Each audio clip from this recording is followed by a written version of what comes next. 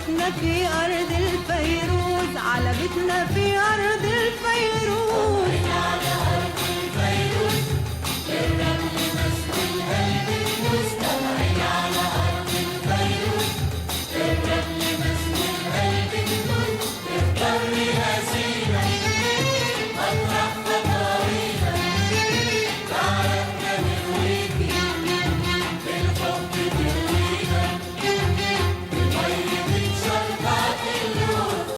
سعيد عليكم، كل سنة وانتم طيبين علشان عيد تحرير سينا. عقبال يا رب ما تلف الأيام وتكون مصر كلها متحررة من الهكسوس القدام والهكسوس الجداد والمهكسسين أو المتأدلجين. إلا الحلقة دي هتبقى خفيفة بنسبة عيد تحرير سينا. هنتكلم عن أصل تسمية سينا بأرض الفيروز وعلى أصل اسم مدينة رفح، وخصوصا الناس كتير ما تعرفش إن ليهم أصل مصري.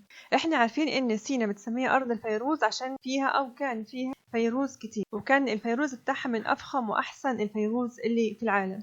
لكن مش كتير يعرفوا إن أرض الفيروز أساسا الصفة دي أو اللقب ده كان بردك أجدادنا يسموها بأرض الفيروز.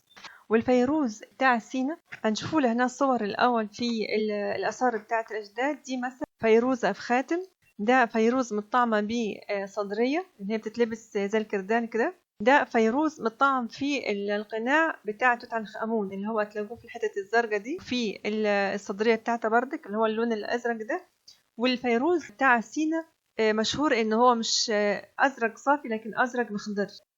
نشوفه هنا بردك الصورة دي يسرى وهي بتحاول تقلد اللبس الإكسسوارات المصري، بس مش عارفة اللي هي لابساه ده فيروز مصري ولا مش مصري، لأن للأسف الفيروز المصري اللي في سينا قل خالص. وكان بيتعمل منه كمان، كان بيتعمل من الفيروز ده حاجات كتير، سواء الحل للزينة أو التمايم أو في حاجات كتير كان بيتحط فيها الفيروز. في كتاب مواقع الآثار المصرية القديمة الجزء الأولاني منه، الأستاذنا الدكتور عبد الحليم نور الدين ألف رحمة ونور عليه، لما بيتكلم في الجزء اللي اتكلم فيه عن سينا هيقول إن سينا بالنسبة لأساميها اتعرفت في النصوص المصرية باسم طا مفكات. طا يعني أرض، مفكات يعني فيروز، أي أرض الفيروز. فكلمة أرض الفيروز اللي احنا نسمعوها في الأغاني دلوقتي أو نقولوها على سينا كان أجدادنا قالوها بالحرف اسمها طا مفكات. طا مفكات. كمان سموها ختيو مفكات. ختيو اللي هي المدرجات بتاعت الفيروز على أساس الطبيعة الجبلية هناك بتاعت المدرجات اللي عند نجم الفيروز. وسموها بردك جو مفكات. جو يعني جبل، فجو مفكات يعني جبل الفيروز. وتسموها كمان خاصة مفكات. خاصة اللي هي أرض صحراء، سموها خاصة مفكات يعني صحراء الفيروز. كمان سموها طا شسمت. طا بردك أرض، شسمت يعني أرض المعدن الأخضر. أما اسم سينا فالاسم الأشهر لسينا قبل الاحتلالات كان طا مفكات، وبقية الأسامي دي كمان في اسم تاني مش موجود في الصفحة دي اسمه بيا. أما اسم سينا فده ظهر أيام الاحتلالات، وفي اختلاف بين العلماء حوالين أصله إيه، لأن أصله مش متوثق في آثار إزاي يعني بدأ، إلا إنه في ناس تقول إن ده اتسمى على إيدين الناس اللي جات لسينا من فلسطين أو من جزيرة العرب، وسموه سيناء على اسم سين اللي هو إله القمر عنه، وكان في العراق وفي شمال شبه الجزيرة العربية. في ناس تانية بتقول لا، هو سيناء بسبب الجبال المرتفعة اللي فيها واللي هي السنون بتاعت الجبال، القمم بتاعت الجبال. في ناس تقول الاسم جه بعد ما ظهر اليهود وبالذات كمان المسيحية وانتشر ترجمة التوراة والإنجيل، وكان متسمي اسم سيناء في التوراة، فمن هنا اتنقلت لي اللغات التانية وبقيت سيناء حسب ما بتسميه. فالله أعلم أنهي فيهم اللي أصح، بس زي ما قلنا اسم الأصل فيه ليها اللي هو طا مفكات أرض فيروز أو بيا. وبيا معناها منجم، فلما بيتقال على سينا بيا يعني أرض المناجم، لأن احنا عارفين كان أشهر نشاط اقتصادي للأجداد في سينا قبل الاحتلالات، خصوصا في جنوب سيناء المناجم، مناجم الفيروز ومناجم النحاس دي بيا. يقول لك منجم محجر إشارة إلى سيناء، a name of Sinai. ودي كانت في جنوب سيناء، كانت بالذات في سرابيط الخادم اللي هي حاليا في جنوب سيناء. دي سرابيط الخادم. سرابيط الخادم دي اسم المنطقة اللي فيها المناجم بتاعت النحاس والفيروز، وكان فيها معبد هناك لحتحوش. أما شمال سيناء ده فكان فيه أنشطة تانية للأجداد فيه، كان فيه مواقع حربية بالذات وأماكن للسكن جنب القلاع الحربية وأماكن الاستراحات عشان التجارة إلى آخره. في الحتة دي اللي يهمنا فيها وهي إن سينا الرجل المصريين فيها وشاطر المصريين فيها، وإن الأجداد بيتعاملوا معاها زي ما بيتعاملوا مع أي أرض مصرية حتى لو ما كناش ساكنين فيها بشكل دايم. فمعظم الصحاري بتاعتنا احنا مش ساكنين فيها بشكل دايم إلا الحتة المتعمرة وفيها واحات، لكن ده ما يمنعش إن بقية الصحراء بتاعتنا تبع البلد. ومع كده ورغم كل الجفاف اللي في سيناء لكن الأجداد كانوا موجودين فيها زي ما شفنا. في جنوب سيناء كانوا موجودين في المناجم، وفي شمال سيناء كانوا موجودين علشان طرق التجارة وعلشان المواقع الحربية. وكمان كان الأجداد بيعملوا فيها دايما نشاط لطرد البدو اللي بيعطلوا التجارة هناك، أو حتى لو كان بدو موجودين كان بيسموها في الكتب المصرية حملات تأديب لما البدو دول يحاولوا يطلعوا عن السيطرة. البدو دول اللي هو يعني الناس اللي كانت بتجي من نواحي ورا الحدود الشرقية عشان تدور على أبار المية أو على مراعي أو أيا كان. مثلا الحتة اللي احنا شفناها دي اللي هي سرابيط الخادم، اللي هي دي اللي في وسط سينا دي من أكتر الحتت الحيوية وكان فيها حياة ونشاط اقتصادي. فيقول عليها دكتور عبد الحليم نور الدين سرابيط الخادم، بيقول إن هي تضم معبد متكرس لإلهة حتحور ربة الفيروز. المعبد ده اتبنى من أيام أمنمحات الأول اللي هو مؤسس الأسرة ال12. كان كل حاكم بعد كده يحاول يعمر المعبد ده أو يرممه لو حصل فيه مشكلة، زي مثلا أمنمحات الثالث والرابع، والحكام في الأسرة 18 زي أمنحتب الأول اللي عملوا ترميم، وتحتمس الثالث وحتشبسوت، رمسيس الثاني، سيتي الأول، رمسيس السادس إلى آخره. وكتير من الناس دي كنا بنلاقي لها نقوش مرسومة على الحجارة بتاعة سينا هناك. المعبد ده لقي لها صور هنا ده على صفحة وزارة السياحة والآثار. دي بواقي المعبد زي العمدان وبواقي الحيطان بتاعته. ده معبد سرابيط الخادم، ده الدكتور خالد عناني وزير الآثار اللي فات لما كان زيارة ليه. دي هنا لو احنا لاحظنا دي حجر من حجارة المعبد مكتوب عليها واحد من الحكام بتوعنا مرسوم عليه. دي بردك بواقي الأطلال بتاعة المعبد. ودي راس حتحور اللي هي كانت ربة الفيروز.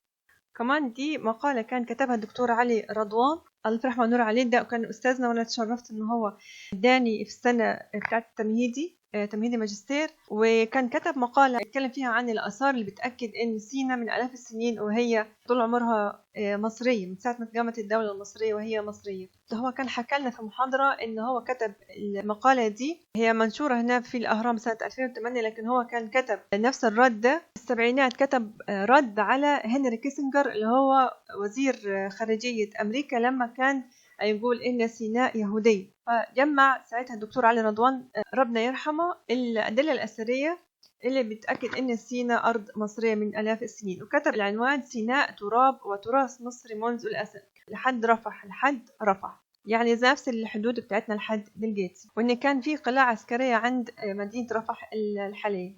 وبالنسبة لمناجم الفيروز يقول إنه على أقل تقدير فوادي المغارة اللي هو في سرابيط الخادم اللي شفناه ده كان الأجداد اهتموا بيه بشكل مخصوص من أيام عهد زوسر في الأسرة الثالثة ويمكن من قبليه، وبعد كده اهتم بيه بقية الحكام. هنا يقول إيه؟ يقول حتة حلوة، يقول إنه تتلقت نقوش لتحتمس الثالث، سيتي الأول، رمسيس الثاني، مرمنبتاح، سيتي الثالث إلى آخره، لحد ما يقول إنه أيام رمسيس الثالث في بردية اسمها بردية هاريس بتتكلم عن إنه هو بعت فرق حملات أو فرق للتعدين كالعادة للمنطقة بتاعة سرابيط الخادم يشتغلوا في المناجم يعني. وإن هو في البردية تقول إن رمسيس الثالث كتب يقول إنني بعثت برجال البلاط والحكام، يعني يقصد الموظفين يعني والمسؤولين عن التعدين، إنني بعثت برجال البلاط والحكام إلى أرض الفيروز إلى أم حتحور سيدة الفيروز.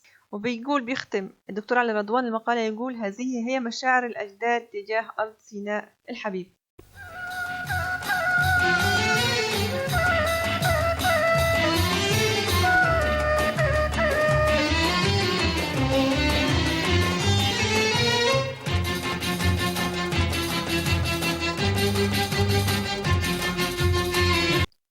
في هنا دي نقوش كان جابها الدكتور عبد الحليم نور الدين في كتابه اللي اتكلمنا عليه في الأول عن الحملات كمان الحربية اللي كان بيعملها زي ما قلنا الأجداد لتأديب البدو اللي جايين من وراء الحدود الشرقية لما كانوا يحاولوا يطلعوا عن السيطرة. فهنا مثلا يقول ده نقش الملك سوسر وهو يؤدب أحد البدو السائرين في وادي المغارة. هنا ده البدوي وده الملك وده زوسر وهو ماسك اسمها المقمعة اللي ماسكها من فوق دي، علامة على السيطرة عليهم. هنا بردك ده سخم خط، وهو بردك نفس المنظر وهو ماسك المقمعة وبيضرب واحد بدوي. هنا بردك ده سنفرو في الأسرة الرابعة، بردك فادي المغارة النقش ده نفس الحال وهو ماسك بردك المقمعة وبيضرب البدو. وفي صور تانية كتير بس الصور يعني هنا مش واضحة. طيب ندخلوا على اسم بتاع رفح. الدكتور علي رضوان كان قال في الجزء الأولاني تقريبا من نفس المقالة اللي قلنا اللي هي بتاعة سيناء أرض مصرية منذ الأزل، بيتكلم على أصل تسمية رفح. يعني يقول إن الطريف إن اسمها الباقي لحد الجاتي رفح، ويقولوا إن شاء الله يفضل كده على آخر الزمان. هو اسم مصري قديم أصيل، وبيتنطق في الكتابات خط الهيروغليفي ربح. رابح رابح يعني إيه؟ ربح را يعني البق يعني الفم، وبح يعني خلص أو انتهى أو وصل. وكلمة بح احنا نقولها لحد الجيت، لما حد يقول على حاجة خلاص بح يعني خلصت، أو أنا خلاص بح يعني انتهيت من حاجة كنت أنا أعملها خلصتها. وإن مجازا زي ما يقول دكتور علي رضوان كلمة را اللي هي معناها الفم أو المقدمة دي بتستخدم بمعنى بوابة أو المدخل، زي ما الفم كده هو المدخل في وش الإنسان للجوف بتاع الإنسان. المدخل بتاع البلد أو الحدود أحيانا كان تحط عليها اسم را برضو. واللي خلى ربح من ربح توقع رفح هو القلب اللي بيحصل ما بين الب وما بين الب وما بين الف. دي موجودة في اللغة المصرية القديمة خصوصا في مراحلها يعني متأخرة. يعني مثلا كلمة قديمة تتنطق ب، وفي مراحل متأخرة من اللغة المصرية تتنطق ف. أو لما الكلمة بتتنقل للغة العربية أحيانا الب بتتنطق فيه. ليه؟ لأن الب بتاعت رابح دي، وده ليه؟ لأن كلمة بح احنا عندنا في الصوتيات المصرية القديمة في حاجة ممكن مش ناس كتير تبقى عارفاها، وهي إن احنا كان عندنا الصوت بتاع اللي يسموه في الإنجليزي الب التقيلة اللي هي ب، مش الب العادية، لا الب. الصوت ده صوت مصر قديم موجود في اللغة المصرية القديمة. على فكرة حتى لحد الجيتي شوية موجود. يعني انت مثلا تلاقينا في مثلا تلاقي ناس في وجه قبلي او في الارياف عموما لما اروح مثلا يندهوا على بنت صغيرة يقولها يا به. فكلمة به دي ما بيقولش يا به، فيقولها يا به يا به، يعني يقصد يا بنت. فبه دي هو بينطقها به زي اللي تقول عليها في الانجليزي به تقيلة. ساعات نقول مثلا على الفراندا نقول عليها براندا مش براندا براندا. فدي برضك قريبة من البه التقيلة. البه التقيلة سهل تتقلب لفه، لأن أنت ما بتدوسش على الشفتين، ما بتقولش به فه، فسهل تتقلب فه. عشان كده في كلام كتير كان مصر قديم بالبه التقيلة دي وحاولت لفه. مثل منها الفيوم، زي برضك ما جايب المثال ده الدكتور علي رضوان. فالفيوم أصل كلمة الفيوم بايوم، با اللي هي أداة تعريف يعني ويوم اللي هي بقت بعد كده يم اللي هي معناها البحيرة. فهي كان اسمها بايوم يعني البحيرة، متسمية على اسم مين؟ على اسم بحيرة قارون. فاحنا كنا أيام الأجداد كنا مسمينها البحيرة. بايم دي بعد كده البه دي اتنقلبت بقت ف، فبقت فيم أو فيوم. فنفس الحكاية ربح دي بقت إيه؟ بقت رفح. إيه أهمية الحكاوي دي كلها أصلا غير إن احنا نعرفوا أصل الكلمة، ان احنا نعرفوا ان الاسامي ازاي اهمية الاسامي، وازاي كان المفروض اهمية الاسامي نحافظوا عليها. مش كان المفروض بس نحافظ على اسامينا احنا الشخصية تبقى فيها طابع مصري، كمان حتى اسامي كل حتة في البلد والقرى والمدن والحاجات اللي على الحدود. ليه؟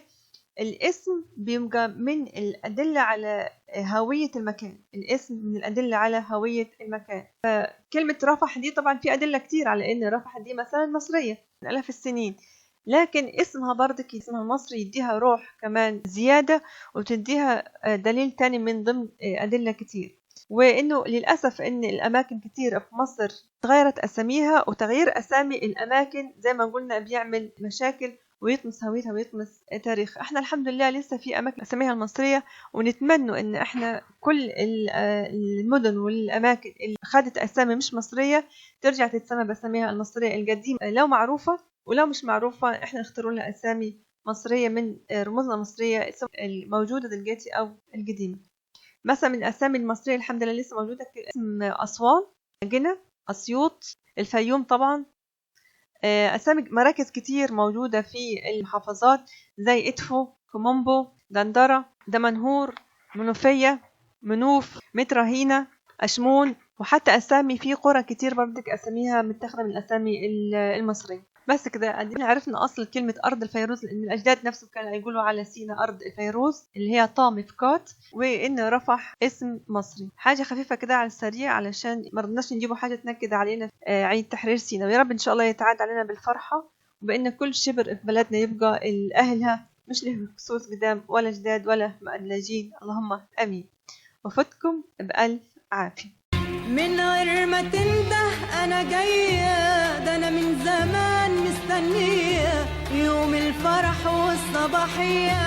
من غير ما تنده أنا جاية، ده أنا من زمان مستنية يوم الفرح والصباحية.